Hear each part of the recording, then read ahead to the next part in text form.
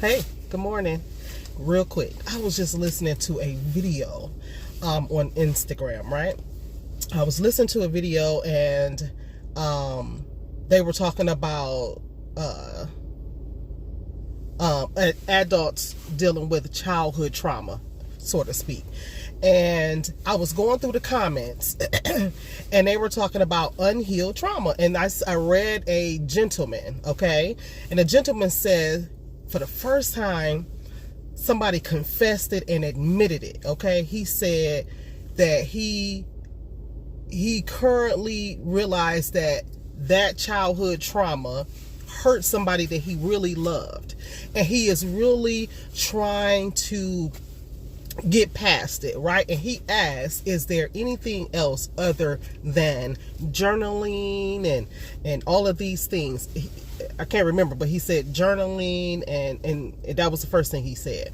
And I made a couple of comments and I thought about it is because I be studying this. I study childhood trauma, or I pay attention to it. I recognize it and I can see it in people. When people do things, I always go to the question is, what happened to you in your childhood? Like, to me, I feel like when people behave a certain kind of way, I feel like that's childhood trauma. That person hasn't dealt with their childhood trauma. That's just instantly what the spirit tells me, right? And I made a couple of comments and I told him to face his pain head on. To face his pain head on, okay? Acknowledge the little boy that's hurt. Love the little boy that's hurt. Go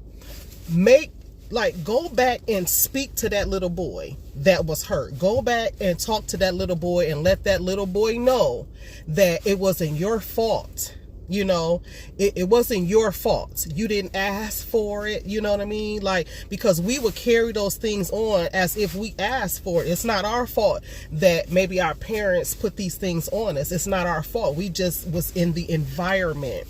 And I feel like if you are dealing with any type of trauma like that, to me, yeah, it's painful. It's painful to hold on to it. So if you're already dealing with the trauma and the pain, I feel like you need to face that pain head on, because in order to release it, you got to acknowledge it, you got to recognize it, you got to face it head on. If you cover it and everything, it's gonna be stinky. It's gonna be stinky, and even if you don't see it, we smell it. You understand what I'm saying?